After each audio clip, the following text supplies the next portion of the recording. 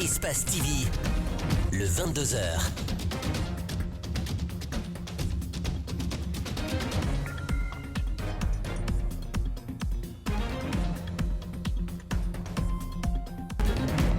Vous nous regardez partout dans le monde via nos différents canaux de communication. Merci de votre fidélité au programme d'Espace TV. Bonsoir à tous. Au sommaire de ce 22h, la direction des investigations judiciaires reçoit depuis 2 jours d'anciens dignitaires du régime d'Alpha Condé. Cependant, les avis divergent sur cette convocation des cadres du RPG Arc-en-Ciel. Si certains l'assimilent à un acharnement politique, d'autres estiment que ces cadres doivent répondre de leur gestion de ces dernières années. Tout est techniquement prêt pour l'organisation des examens nationaux. C'est en tout cas les mots d'assurance ce mardi du chargé de communication du ministère de l'enseignement pré-universitaire de l'alphabétisation. À en croire Mamadi Sidiki Kamara, le département est en train de régler les derniers détails pour la tenue dans le délai de ces examens. L'angle de ce mardi s'intéresse aux tueries du 21 mars 1984 au stade Michael Diakité de Mamou. Les années passent et les parents des victimes se souviennent comme si c'était hier. C'est le grand format de ce mardi que nous proposent Abdoulaye Diallo et Alpha Soria Diallo. Voilà pour le sommaire. Les détails, c'est juste après cette virgule.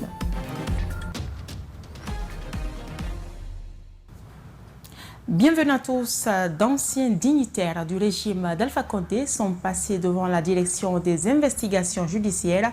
Kassori Fofana, Mohamed Diané, Zakaria Koulibaly et autres ont tous été entendus pendant des heures avant de rentrer à leur domicile. Alors que certains assimilent cette convocation à un acharnement politique, d'autres estiment que ces cadres doivent répondre de leur gestion de ces dernières années. Déjà, ça sent le roussi pour ces personnalités accusées de détournement, comme on peut le constater dans ce commentaire de Djibril Ba.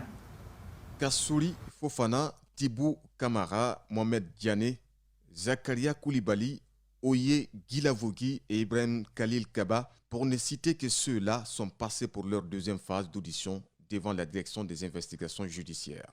Ils sont accusés pour des faits de détournement de deniers publics, vol, blanchiment d'argent, enrichissement illicite ou encore de corruption. Une si longue journée de lundi pour ces personnes mises en cause. En plus de ces ennuis judiciaires, 37 des anciens dignitaires du régime d'Alpha Condé sont interdits de quitter le territoire guinéen et des comptes sont aussi gelés. Un acharnement politique, chacun y va de son commentaire. Certains vont jusqu'à dire que c'est à cause de leur étiquette politique. Cette mise en scène aussi ubiesque ne laisse pas insensibles les citoyens.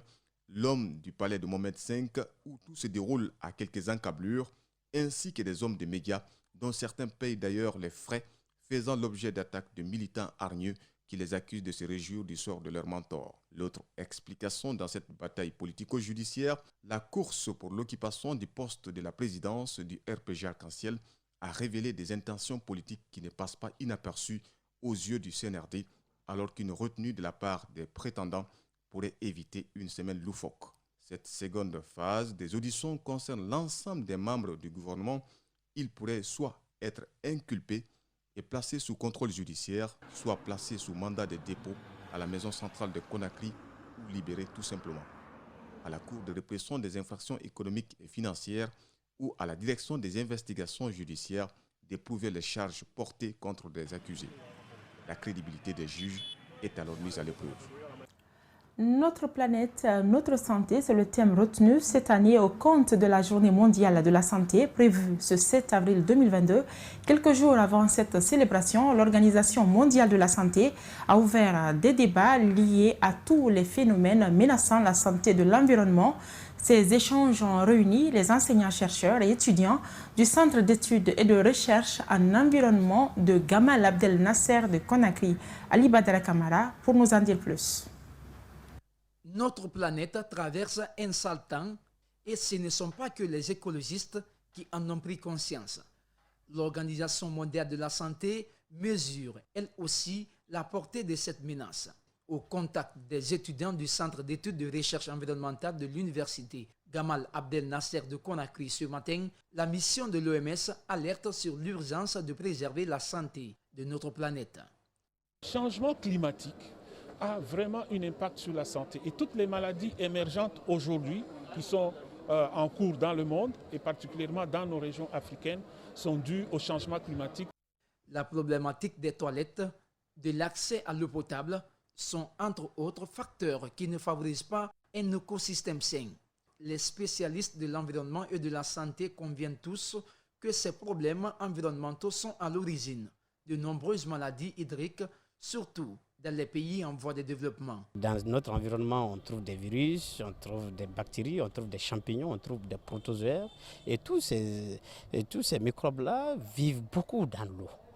Pour minimiser l'impact de l'environnement sur la santé humaine, le ministère de la Santé compte dans les jours à venir accompagner les sortants du Centre d'études et de recherche en environnement de Gamal afin qu'ils soient de véritables acteurs souciés du futur de notre planète.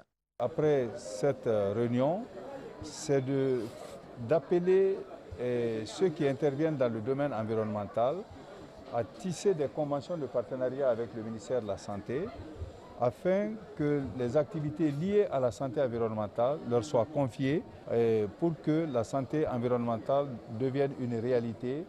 Mais la santé de la planète incombe à tous et les lois sur la protection de l'environnement ne suffisent pas pour garantir à l'humanité un environnement sain.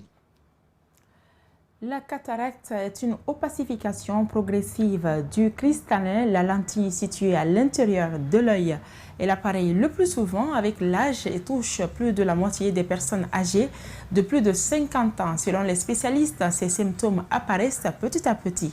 Rosaline Goto-Monemou et Aliouba ont rencontré ce mardi un ophtalmologue. Suivez. La cataracte est une maladie qui évolue progressivement. Il y en a 3 types qui sont celle des sujets âgés, juvéniles et congénitales.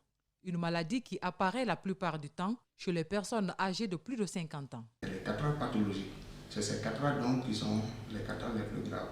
Parce que généralement, c'est une maladie inflammatoire de l'œil qui a entraîné une cataracte secondaire.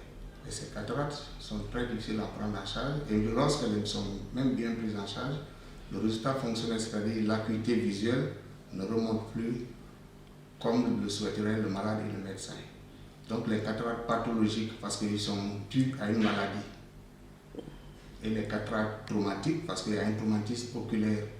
Lorsque la cataracte n'est pas vite traitée, la personne finit par perdre complètement la vue. Pour éviter le pire, cet ophtalmologue suggère aux malades de se faire opérer tôt.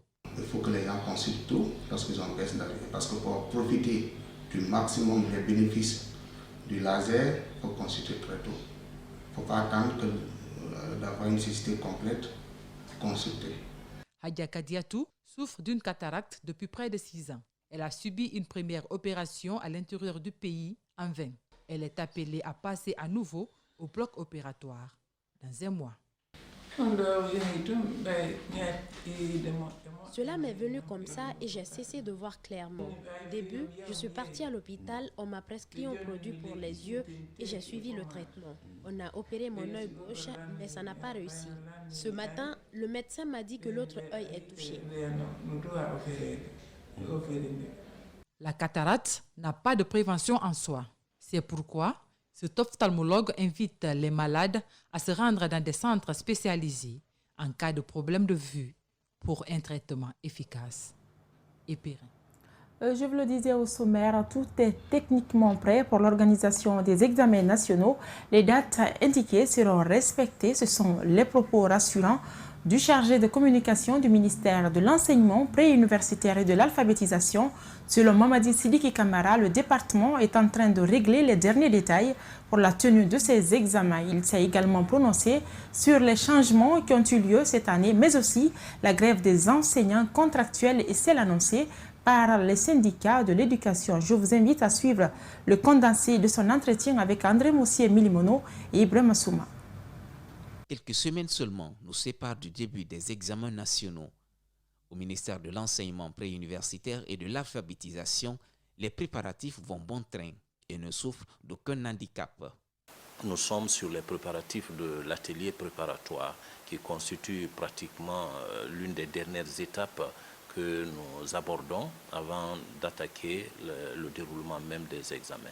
La liste des candidats, on commence à les remonter, on les corrige, on les retourne. Ce ping-pong est en train d'avoir lieu et à ce stade aujourd'hui, il n'y a pas pratiquement de soucis. Tout ce qui est à corriger sont en train d'être corrigés. Pour cette année 2022, de la nouveauté, il y en aura pour le déroulement des examens. L'intégration de nouvelles feuilles d'examen est la plus palpable. Il n'y aura pas de secrétariat, il n'y aura pas d'anonymat, le travail devient de plus en plus facile. Vous avez constaté également que le calendrier que nous avons l'habitude certes de garder jusqu'à un certain moment à l'approche des examens est déjà mis à disposition. Avantage, permettre aux candidats et à leurs maîtres de se planifier en fonction de ce calendrier et d'organiser les cours de révision. Le département se dit donc prêt à organiser des examens crédibles. Pendant ce temps, des enseignants contractuels de l'État sont en grève et des cours sont perturbés par endroits dans le pays. Mamadi Sidiki Kamara estime que le département a déjà joué son rôle dans cette affaire. Malheureusement, il ne relève pas de nos prérogatives, de nous, d'engager les fonctionnaires. La seule chose que nous pouvons et que nous avons toujours fait et à temps, c'est de manifester le besoin. Nous l'avons signalé, nous avons demandé, nous avons la promesse.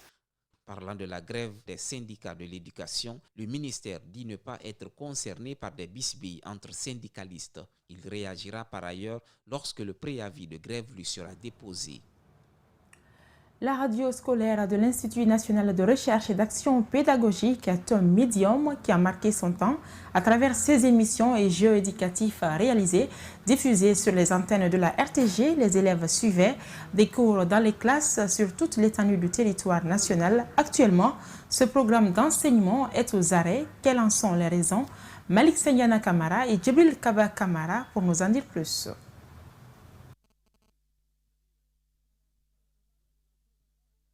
Éléments dans nos prochaines éditions d'information. Plus de 196 milliards de francs guinéens, c'est le budget annuel de fonctionnement de la ville de Conakry. Il a été dévoilé ce mardi à l'occasion de la première session budgétaire du conseil de ville tenu au gouvernorat de la ville de Conakry. Après examen, le montant a été adopté en présence des élus locaux. Compte rendu, Justin Leno, Aboubakar Din Kamara. Le budget de la ville de Conakry pour l'année 2022 s'équilibre en recettes et dépenses à la somme de 196 milliards 404 millions 664 925 francs guinéens. Les élus locaux des 6 communes de Conakry, les représentants de la société civile et autres personnes ressources se sont retrouvés pour son examen et son adoption. Il y aura la construction d'un lycée à la Carrière, il y aura la construction d'un centre de santé à Kassa. Voilà les réalisations qui vont être réalisées dans les communes par la ville de Conakry en étant la tutelle rapprochée des communes. La gouverneure de la ville de Conakry, Mawa Sila, précise que c'est un budget annuel. Il prend en compte des projets comme l'insalubrité et l'aménagement des espaces verts libérés à la suite des opérations de déguerpissement. Son adoption me permet d'avancer dans mes projets prioritaires, notamment l'assainissement, l'aménagement des équipements dans Conakry, mais également créer le minimum du bien-être pour les populations de Conakry, à savoir la santé, l'éducation et les espaces verts, l'espace de récréation pour les enfants. Abdoulaye Kaba, représentant du ministère de l'administration du territoire et de la décentralisation, souligne que l'examen et l'adoption du projet de budget 2022 sont impératifs pour pouvoir exécuter les projets retenus. C'est un budget réaliste et surtout, c'est un budget qui est consacré à l'investissement. Et c'est ce qui était difficile par le conseil de ville au niveau de Conakry. Cette fois-ci, ils ont accordé plus d'investissement, plus d'importance à l'investissement qu'au fonctionnement. Autre priorité ciblée par le budget annuel de la ville de Conakry, c'est la construction des infrastructures sociales de base, comme des marchés réclamés par les vendeuses, souvent victimes de déguerpissement. Restons au gouvernorat pour signaler la présence d'un groupe de commerçants du marché Mbalia de Madina dans la commune de Matam. Tout s'est passé alors que la gouverneure était en pleine session budgétaire du conseil de ville. Ils accusent les autorités de bailler leur marché actuellement en chantier, mais heureusement, Mahawa Silla les a rassurés que le marché est en rénovation pour leur intérêt. Reportage Justelino Aboubakar Din Kamara. Scandant des slogans hostiles, ils viennent attirer l'attention de Mahawa Silla sur les travaux en cours sur leur seul lieu de vente depuis une semaine. Sommés de quitter à cet effet, et puisqu'ils n'ont pas été informés des raisons de ces déguerpissements, ils ont simplement déduit que le marché a été vendu. Nous avons appris la rénovation ou la vente du marché Mbalia Madina. En effet, Madame la gouverneure, nous les commerçants et les marchands du marché Mbalia, nous venons auprès de votre auguste personne solliciter l'annulation simple de cette rénovation ou vente de ce marché. Mais pour la gouverneure, il ne s'agit pas d'un bail, mais d'une rénovation qu'elle a autorisée pour épargner les citoyens des conséquences d'un marché à hangar vétuste.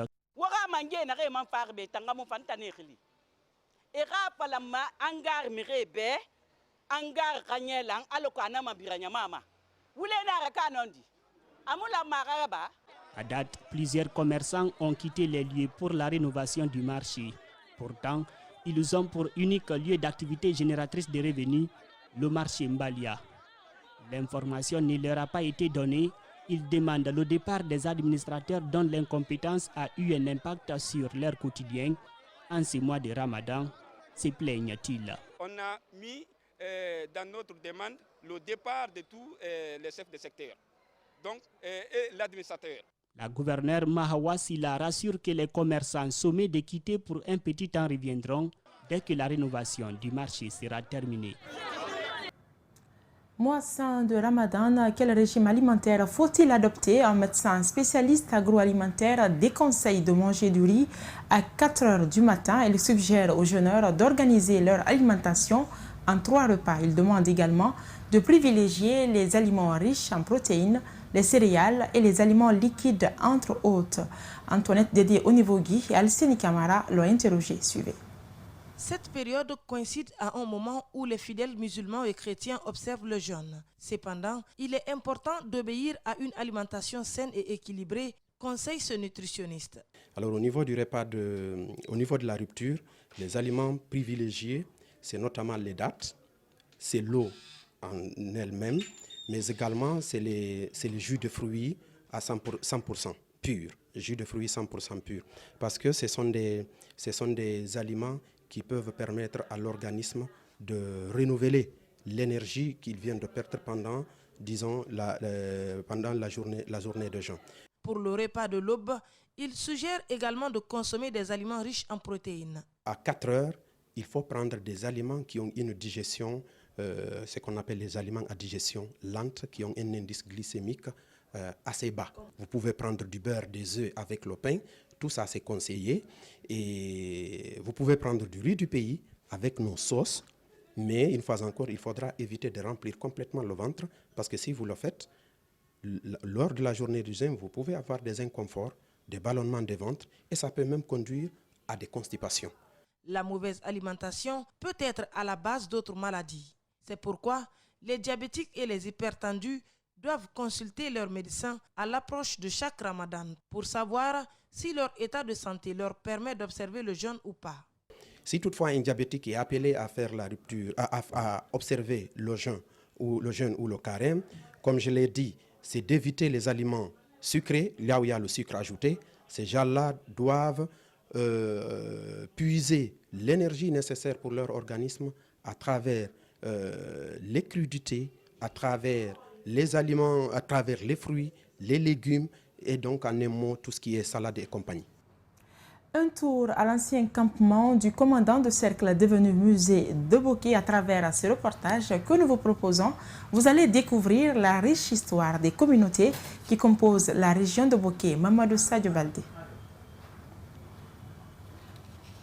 Voilà, pour les soucis techniques, vous aurez donc cet élément peut-être à la fin de ce journal. On poursuit ce 22h. Le groupe Adafo Média a procédé ce lundi à la signature d'une convention et de partenariat avec l'École internationale des certifications professionnelles appelée Collège Paris. Cette convention a pour but de favoriser les travailleurs du groupe pour une formation adaptée dans plusieurs domaines. L'Institut, à travers cette action, entend promouvoir une meilleure adéquation entre l'orientation scolaire, la formation et l'insertion professionnelle des travailleurs. Mohamed Valek Touré, Aboubakar Din Kamara. L'École internationale des certifications professionnelles appelée Collège Paris veut, à travers ce partenariat, apporter au groupe de médias son excellence en termes de formation. La coopération entre les deux entités portera essentiellement sur la mobilisation du potentiel scientifique et personnel dans la réalisation de programmes et projets de formation. Je pense que pour nous, ce serait bien pour des questions d'image. On a souvent eu des gens qui nous ont dit, voilà, on n'entend pas beaucoup parler de vous, on ne connaît pas Collège Paris et tout. Je pense qu'aujourd'hui, c'est l'occasion avec la signature du protocole avec Adafo. Ces deux institutions s'engagent dans une dynamique de collaboration mutuelle en œuvrant pour le renforcement des capacités des travailleurs. Elle permettra également d'affiner le processus de renforcement du cadre institutionnel de formation et de professionnalisation des journalistes à travers l'élaboration d'une stratégie nationale de formation.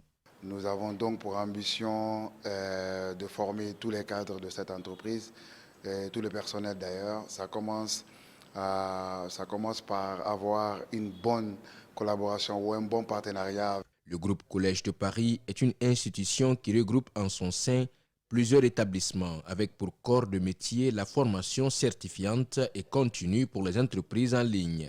Situé à Kaloum, l'Institut a pour filière le marketing digital, management des organisations, administrations et finances, commerce, marketing, entre autres. C'est dans le cadre du renforcement des compétences de nos cadres à Adafo Média et aussi les rendre beaucoup plus compétitifs dans un cadre plus global. Depuis sa création, le Collège de Paris s'est donné pour mission de promouvoir l'excellence française grâce à la formation. Pour ce faire, il regroupe les établissements d'enseignement supérieur reconnus, dont les plus anciens a été créé en 1949. On revient donc sur cette information. Je vous le disais il y a un instant, un tour à l'ancien campement du commandant de cercle devenu musée de Boké. À travers ce reportage que nous vous proposons, vous allez découvrir la riche histoire des communautés qui composent la région de Boké. Reportage Mamadou Sadio Baldé. Le campement du commandement de cercle de la pénétration coloniale a vu jour en 1818. Depuis 144 ans donc, le campement devenu musée traverse l'histoire du pays. En réalité, ceux qui se font passer pour des puissances économiques aujourd'hui, leur fortune provient du capital humain des pays colonisés.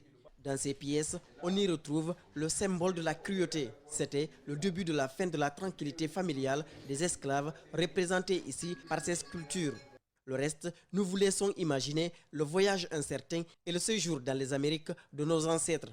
Remontons l'histoire du bâtiment. C'est eux qui longeaient ses bras de mer pour aller chercher des roses. C'est ces roses pareilles-là qui ont été taillées au profit de leur construction. Donc, de nos jours, ce bâtiment fait 144 ans. Ni interne ni externe, il n'y a pas de fissure, sauf la peinture qui a été refaite. 4 pièces, des tonnes d'histoire. Car chaque millimètre, chaque objet détient son trésor que même le guide parfois a du mal à décoder. Dans le temps, les anciens avaient leur propre détecteur de mensonges. C'est les soucis, on dit Welere, c'est les mannequins, on dit voilà. C'est les pères, on dit Alloa. Quand il y a vol, on dit soulever la douane. Et là, lorsque, au bout de 100 personnes, 2 personnes volent, ils utilisent cette masque sacrée appelée chromie. Il y a aussi le nimba de la fécondité. À la fin de la danse, ils vont énoncer des sacrifices. Une fois que je me quitte, ma femme tombe enceinte. Que nous dit le masque aux 3 signes? Le guide nous rapporte le récit appris auprès des anciens. Que le premier là, qu'un enfant adoptif ne deviendra jamais ton propre fils. Le deuxième dit qu'il ne faut jamais défier un chef. Le troisième dit qu'il y a beaucoup d'enfants, il ne faut jamais la dévoiler tout un secret. À en croire le guide, le musée manque de moyens comme des caméras de surveillance, des enregistreurs et moins de transport pour aller dans les profondeurs de la région à la conquête d'œuvres historiques.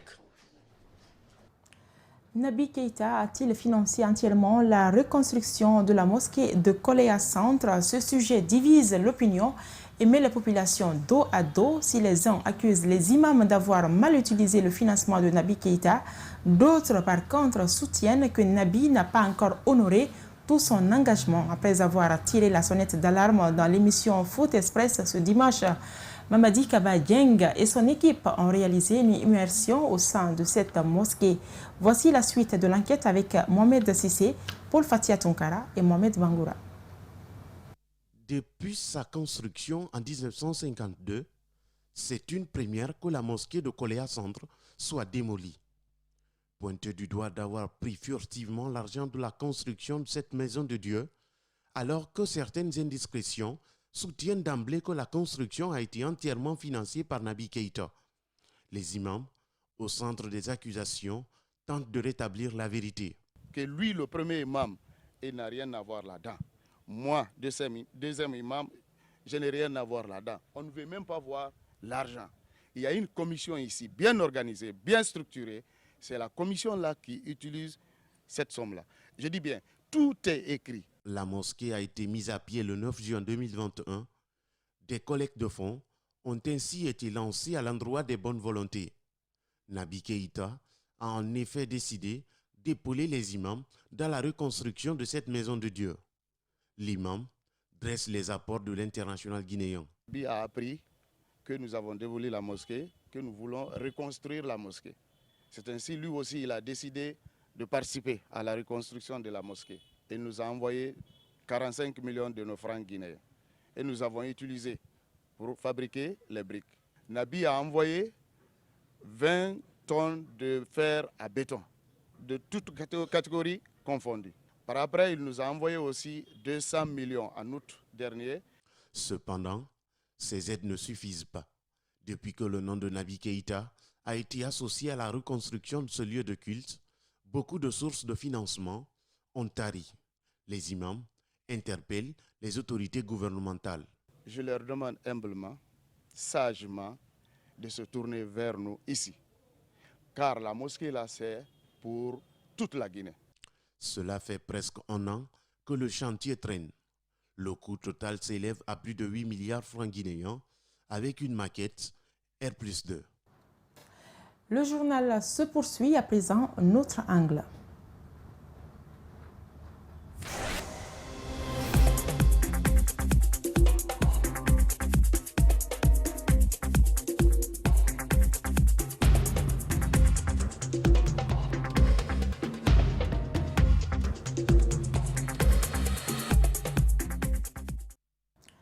Le 21 mars 1984, 4 hommes ont été fusillés devant une foule au stade Michael Diakité de Mamo pour des raisons jusque-là non connues. 38 ans après, les familles des victimes se souviennent de ce crime commis sous le règne de feu Ahmed Sékou Touré, qui a été commandité par ces hommes pour avoir leur version des faits.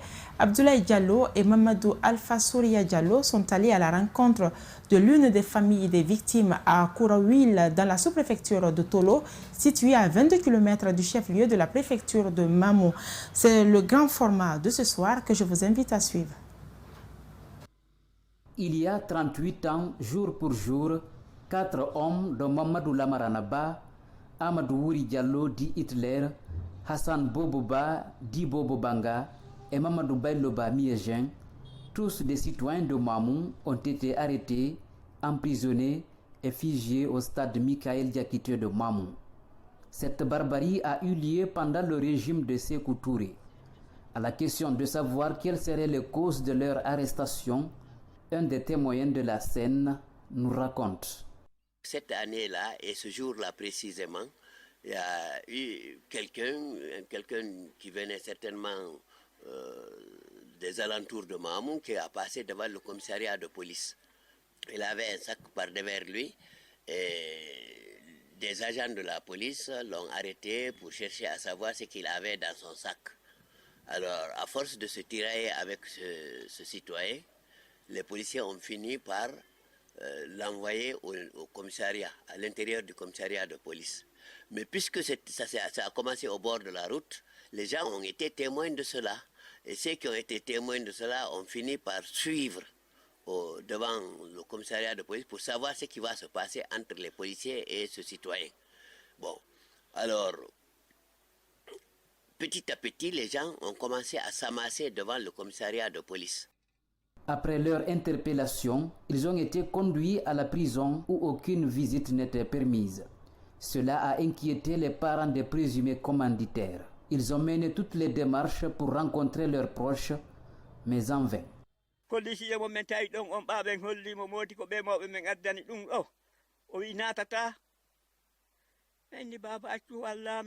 Le policier que nous avons trouvé à la prison n'avait pas accepté qu'on rentre. Nous l'avons tellement supplié. Quand on lui a remis de l'argent, il a pris les bols qui contenaient de la bouillie et nous a dit de rentrer. C'est à la fin qu'on a su qu'il n'avait pas transmis la commission.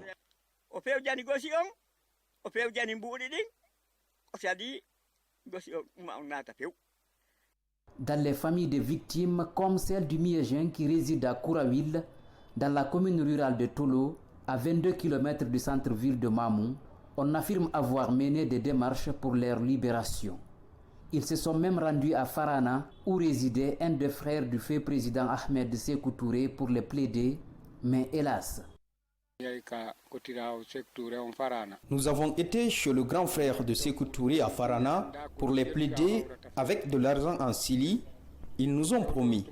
Quand on s'est retourné, ils ont demandé à mon oncle de supplier le nommé Bobo Baldé pour qu'il soit libéré. Mon oncle a refusé. Au fur et à mesure que les jours passaient, l'inquiétude grandissait chez les proches des prisonniers. Contre toute attente, le mercredi 21 mars 1984 à 17h, un crime horrible a eu lieu au stade préfectoral Michael Diakité de Mamou. Il s'agit de la fusillade de 4 hommes arrêtés. Sous les larmes, le jeune frère de Fé Mamadou Bayloba Di Miégin revient sur cette tragédie.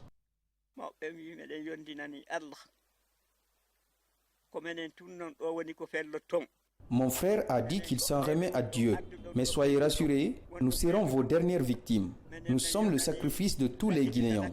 Mais avant de nous tuer, laissez-moi faire mes ablutions et prier. Après, ce fut fait. Mais une fois que vous l'aurez fait, rendez mon corps à ma famille. Mais ils n'ont pas accepté. Ils les ont tous tués et les ont enterrés.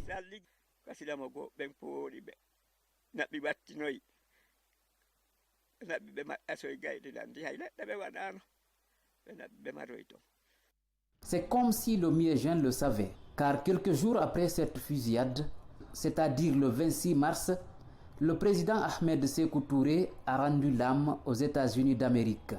Quelle coïncidence! Voici comment la famille de Fé Mamadou Baylo Di Miégin a accueilli cette autre nouvelle. D'ailleurs, une chanson a été créée autour. Lorsque nous avons appris la mort de Sékou Touré, nous étions très contents.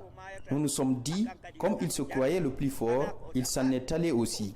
Après, nous avons créé une chanson en disant « Sékou Touré a tué le Miégin et Dieu a tué Sékou ».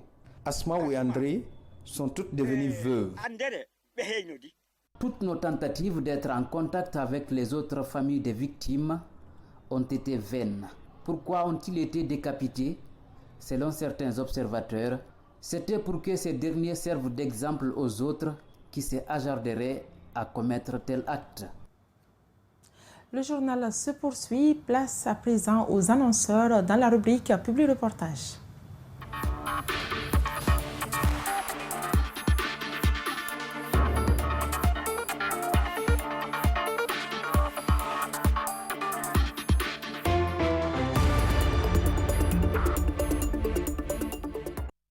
L'Agence nationale de la sécurité des systèmes d'information existe depuis 5 ans. Le gouvernement veut à présent doter le pays d'un document politique Horizon 2022-2027.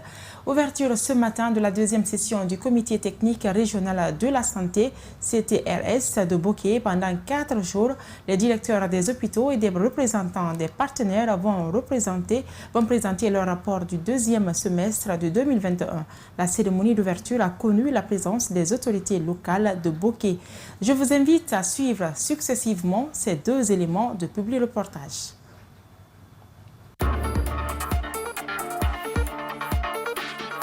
Le numérique a bouleversé le mode de vie et de gestion de la gouvernance suite à l'éclatement des frontières. Comment tirer profit de cette opportunité et se prévenir des dangers? L'une des solutions qui s'offre à la Guinée est celle-ci. Mettre en place un centre opérationnel de lutte contre les attaques, donc le CISORT, en collaboration encore une fois avec les différents partenaires techniques et financiers. Ensuite, il y a la partie formation. Le besoin pour les États de concevoir des politiques, des stratégies permettant d'anticiper, d'avoir une veille stratégique autour de ces risques, de protéger les systèmes d'information et de communication. La cybercriminalité et les cybermenaces constituent un véritable fléau dans le monde. Pas moins de 6 milliards de dollars en termes de coûts se volatilisent dans les attaques, d'où l'impérieuse nécessité d'une prise de disposition. Et que l'État ait des informations confidentielles parce qu'aujourd'hui, toute la guerre qui se fait aussi, c'est la guerre d'information. L'État guinéen prendra toutes les mesures adéquates pour atteindre ses objectifs. Pour cela, il se fera accompagner par des partenaires stratégiques dans l'exécution de ce programme. D'ailleurs, le directeur de la NSS considère le document comme celui de la prévention, de protection et des attaques informatiques.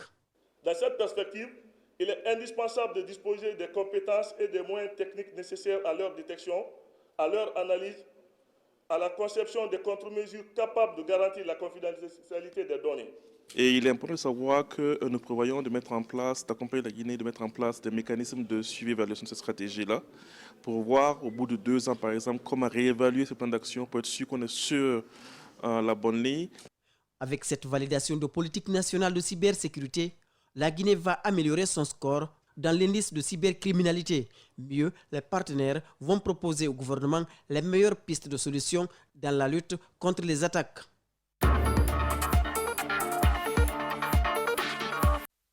Au cours de cette deuxième session de 2021 du Comité technique régional de la santé de Boké, il est question de parler de l'évaluation de la mise en œuvre des recommandations de la première session tenue en 2021 du CTRS, les résultats au niveau de la mise en œuvre du plan d'action opérationnel, les districts sanitaires, mais aussi les actions menées pendant la riposte contre la COVID-19 dans la région. La présente session du Comité technique régional de la santé s'inscrit dans la logique de la réconciliation des acteurs du système de santé et la population guinéenne par l'offre de soins de qualité, l'obligation de résultats et la redevabilité. Au nombre de 48 participants, y compris les partenaires financiers qui ont pris part à cet atelier, cet accompagnateur a à sa prise de parole félicité les responsables sanitaires pour les efforts fournis dans le cadre de la lutte contre les maladies. La région de Boké a atteint à date une couverture vaccinale de 35%, une couverture jugée certes insatisfaisante, mais déjà vous pouvez remarquer que le nombre de cas positifs hebdomadaires a significativement baissé de nos jours. Ce présent comité technique régional de la santé aura à discuter des thèmes d'actualité qui requièrent l'attention soutenue du personnel de santé, des représentants des collectivités et des partenaires du terrain pour le bon fonctionnement des différents services de santé et réconcilier les acteurs de santé et la population afin de contribuer à l'amélioration de l'état de santé de la population. Une satisfaction est donc soulignée chez les autorités. Le personnel de santé qui souvient aux besoins de la population. Donc s'ils sont bien outillés, bien informés, je crois que ça va diminuer le risque au niveau de la population de la région. Cet atelier qui a débuté ce 4 avril prendra fin le jeudi 7 avril 2022. Voilà, c'est cette rubrique de publi-reportage qui met fin à ce grand rendez-vous d'information sur Espace TV, réalisé par Mamadou Kalisso grâce à l'assistance technique de Lamine Sidibé. Merci de la constance. Au revoir et portez-vous bien.